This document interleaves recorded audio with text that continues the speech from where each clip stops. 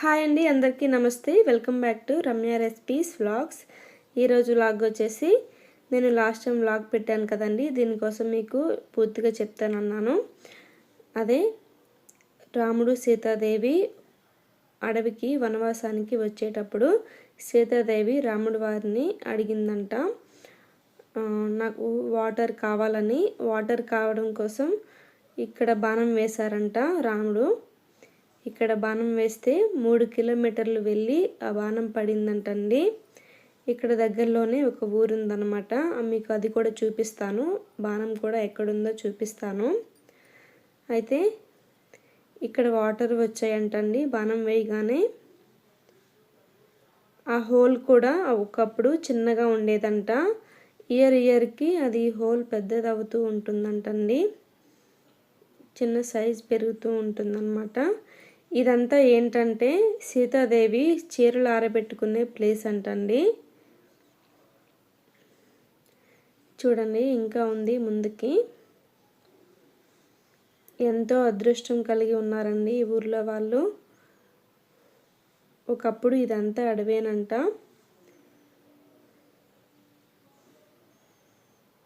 మీకు ఆ స్టోరీ మొత్తం చూపిస్తానండి, చెప్తాను. చూడండి, ఇదంతా సీతాదేవి చీరలు ఆరబెట్టుకునే ప్లేస్ అంటండి.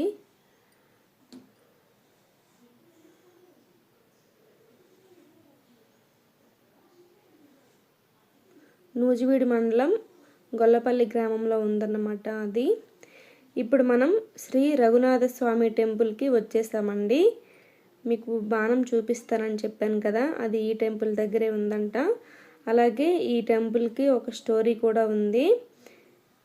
ఇక్కడ రాముడు సీతాదేవి టెంపుల్ కట్టారనమాట. ఇదే ఈ టెంపుల్ కడుతుండగా సీతాదేవికి చెయ్యి మీద ఒక పలక పడిందంటండి. ఆ పడేటప్పుడు చెయ్యి మీద పడిందంట. చెయ్యి మధ్యలో చిన్నది కట్ అయి ఉందంటండి. గుడి మనం వెళ్ళేటప్పుడు క్లోజ్ చేసి ఉంది అనమాట, లేకపోతే చూపించేదాన్ని. పంతులు గారు కూడా ఉంటే అతనే పూర్తిగా స్టోరీ కూడా చెప్పేవారు. నేను వెళ్ళే టైంకి ఎవరు లేరన్నమాట, టెంపుల్ అయితే క్లోజ్ చేసి ఉంది. చెయ్యి మధ్యలో నుంచి దారం లాగితే బయటికి వస్తుందంటండి, చిన్న హోల్ ఉంటుందంట. ఇదంతా ఈ గుడి స్టోరీ అన్నమాట. ఈ స్టోరీ అంతా చదివి మీకు వినిపిస్తానండి. ఇప్పుడు శ్రీ రఘునాథ స్వామి దేవస్థానము గొల్లపల్లి యదుపురి క్షేత్ర మహాత్మ్యము ఇప్పుడు మనం పూర్తిగా చదువుకుందాము. ఏలూరు జిల్లా నూజివీడు మండలం గొల్లపల్లి గ్రామంలో కోదండపాణియై సీతాలక్ష్మణ సమేతుడై వేంచేసి ఉన్న శ్రీ రఘునాథుడు గరుడపీఠంపై కొలువై ఉండి నిలువెత్తు స్వామిగా భక్తులకు దర్శనమిస్తున్నారు. దేవర్షి అయిన నారద మహర్షి ఈ యదుపురి క్షేత్రంలో 3 దినములు గడిపి ఈ క్షేత్ర మహాత్మ్య విశేషాలను గురించి తెలుసుకుని హరిత మహర్షిని తెలియచేశాడు. యదుపుర్యం సమాక్షేత్రం నాస్తి బ్రహ్మాండ మండలే రాఘవేన సమస్వామి నా కుత్రాపి చ విద్యతే. యదుపురి క్షేత్రాన్ని పోలిన క్షేత్రం బ్రహ్మాండంలోనే మరొకటి లేదు. రఘురామునితో పోల్చదగిన మరో దేవుడు లేడు. పూర్వం ఒకనాడు బ్రహ్మదేవుడు అగస్త్య మహర్షిని సీతారామ లక్ష్మణుల విగ్రహాలను ఇచ్చాడు. ఈ మూర్తులను అగస్త్యుడు భక్తితో చాలా కాలం పూజించాడు. అగస్త్యుడు వింధ్య పర్వత గర్వమనచడానికి వెళ్ళేటప్పుడు స్వామివారికి పూజలు జరగలేదు. ఆ సమయంలో స్వామి వాల్మీకంలో పుట్ట అంతరుడయ్యాను. తదుపరి ద్వాపర యుగంలో 10,000 సంవత్సరాలనంతరం తిరిగి వచ్చిన అగస్త్య మహర్షి అప్పటి రాజు అయిన వైదర్యుని చేత ఆలయ నిర్మాణం చేయించి అప్పటిదాకా వాల్మీకంలో ఉన్న స్వామిని పునఃప్రతిష్ఠించి పూజాధికాలు నిర్వహించాడు. ఆలయ నిర్మాణం గావించిన వైదర్యునకు పుత్రుడు జన్మించాడు. అతని రాజ్యం ధనధాన్య సమృద్ధి అయి సకల భోగ్యాలతో అలరారింది. కలియుగ ఆరంభంలో యదువు అనే ఒక గొల్లవానికి ఒక వటవృక్షం కింద సేద తీరుచున్న మువ్వురు కనిపించారు. మేకలను మేపుకుంటూ అటుగా వచ్చిన యాదవుడు వారిని చూచి ఆశ్చర్యచకితుడై దేవలోకవాసులుగా భావించాడు. వారిని మానవ రూపాలలో ఉన్న సీతారామ లక్ష్మణులుగా గుర్తించి నమస్కరించాడు. యదువు ఆనందంలో స్వామి ఆరాధనకు సిద్ధమయ్యారు. కానీ అభిషేక జలం దొరకలేదు. అప్పుడు రాముడు ఆదేశంలో లక్ష్మణుడు యదువుని తీసుకువెళ్ళి ఒకచోట బాణంతో భూమిని ఛేదించగా జలధార తన్నుకు వచ్చింది. శరం వలన ఏర్పడినది కనుక దానికి శరతీర్థం అనే పేరు వచ్చింది. యదువు సంతోషించి ఆ జలాలతో సీతారామ లక్ష్మణులను అభిషేకించాడు. దేవలోకం నుండి వచ్చిన దూతలు పాయసం ఉన్న పాత్రను యాదవునికి ఇచ్చి స్వామికి నివేదించమన్నది. స్వామి ఆరగించగా మిగిలిన ప్రసాదమును ఆ దూతలు ఇంద్రుడికిచ్చిరి. దూతల ద్వారా విషయం తెలుసుకున్న ఇంద్రుడు బృహస్పతి మున్నగు మహర్షులతో కలిసి వచ్చి స్వామివారిని దర్శించి శరతీర్థం నుంచి సహస్ర కలశాలతో జలమును తీసుకువచ్చి అభిషేకించి పూజాధికాలు నిర్వహించారు. అప్పుడు రఘునాథుడు ఇంద్రునితో, ఇక్కడ నన్ను మునముందుగా పూజించవాడు యదువు కనుక ఈ క్షేత్రం అతని పేరుతో ప్రసిద్ధి చెందుతుంది.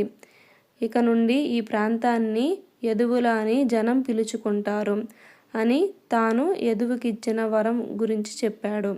అప్పుడు యదువు స్వామివారికి ఇక్కడ వెలిసి భక్తులను పాలింపుము అని ప్రార్థించాడు. అతను కోరిన విధముగా తాము మొదటగా ఎలా దర్శనమిచ్చారో అలాగే కుడివైపు సీతమ్మ, ఎడమవైపు లక్ష్మణునితో నిలువెత్తు పూర్తిగా రఘునాథుడు వెలిశాడు. ఇంద్రుని సూచన మేరకు సర్వలక్ష్మణ సంపన్నుడు అయిన ఆంజనేయుడు ఈ క్షేత్ర పాలకుడిగా ఉన్నాడు. కొంతకాలం గడిచిన తర్వాత కృష్ణా గోదావరి మధ్య ప్రాంతం అనావృష్టికి గురై ప్రజలు అష్టకష్టాలు పడసాగారు. అప్పుడు ఆ ప్రాంతాన్ని కపిలేశ గణపతి అనే రాజు పరిపాలిస్తున్నాడు. ప్రజలకు కలిగిన కష్టాన్ని చూసి రాజు చాలా పరితపించాడు. కృష్ణానది ఉత్తర తీరంలో రత్నాద్రిపై వెలసియున్న రఘురాముని దయతో ఈ కష్టం నుంచి గట్టెక్కాలని తలంచాడు. రఘునాథుడు దర్శించి శరతీర్థ జలాలతో అభిషేకించి భక్తి శ్రద్ధలతో పూజాధికాలు నిర్వహించారు. కరువు కాటకాలతో దృష్టిక్షంగా ఉన్న ప్రాంతమును సస్యశ్యామలం చేయవలసినదిగా ప్రార్థించాడు. అప్పుడు రఘునాథుడు బాణం వేయగా భూమి నుండి జలం పెళ్ళుబికి ఏరులై పారింది. అదే రామభద్రా నది. కాలక్రమేణా అదే రాములేరుగా పేరుచ్చింది. ఈ నది స్నానం సకల పాపాలను పోగొట్టి పుష్కర స్నాన ఫలాన్ని ఇస్తుంది. రాజు శ్రీరామచంద్రుని ఆజ్ఞను గైకొని యదుపురిలో ఆలయాన్ని సముద్ధరించాడు. నాటి నుండి రఘునాథుడిని కొలిచే వారి కొంగు బంగారంగా విరజిల్లుతున్నాడు. ఈ ఆలయం చుట్టూ 3 ప్రదక్షిణలను చేసిన వారికి ఇక లోక సౌఖ్యము చేకూరి కోరిన కోరికలు తీరి సర్వ పాపాలు తొలగి మోక్షప్రాప్తి లభిస్తుంది. ఈ ఆలయంలో 2 ఒత్తులు చొప్పున 2 దీపాలు వెలిగించి దీపారాధన చేసిన వారికి ఈ లోకంలో కోరినవన్నీ లభిస్తాయి. ఉత్తమ గతులు పొందుతారు.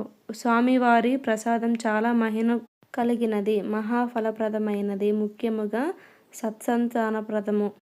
ఇంతేనండి, స్టోరీ మొత్తం అయిపోయింది. మీకు బాగా అర్థమైందని అనుకుంటున్నానండి. పంతులు గారు ఉంటే ఇంకా బాగా చెప్పేవారన్నమాట. ఇప్పుడు మనం బాణం ఎక్కడ వేశారో చూడబోతున్నాము.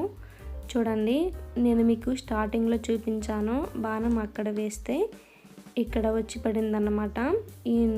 ఈ బాణం వేసిన తర్వాత ఇది ఒక పెద్ద బావిగా తయారైపోయిందండి.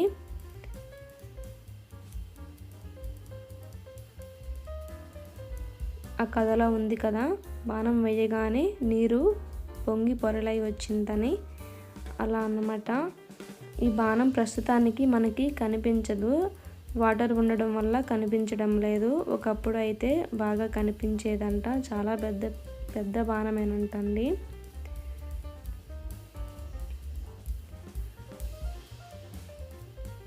నేను ఎప్పటి నుంచో ఈ టెంపుల్ చూద్దామని చెప్పి అనుకుంటున్నాను. ఇప్పటికి అయింది. బాణం కనిపిస్తే ఇంకా బాగుండు అనుకున్నాను. వాటర్ ఉండడం వల్ల లేదు, కనిపించలేదు. ఈ టెంపుల్ చుట్టూ అయితే ఇలా ఉంటుంది. టెంపుల్కి లెఫ్ట్ సైడ్ బావి ఉంటుందన్నమాట.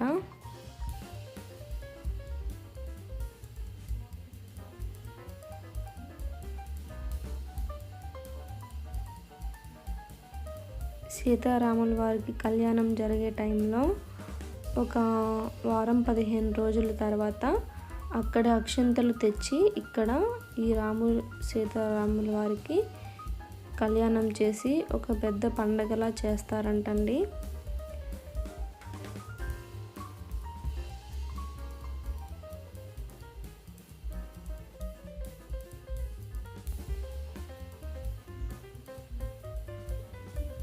చాలా ప్రశాంతంగా విశాలంగా ఉందన్నమాట. వెళ్ళేటప్పుడు ఎవరు లేరు. మేము 3:30 అయిందండి మేము వెళ్ళి. ఆ టైంలో ఎవరు ఉండరు.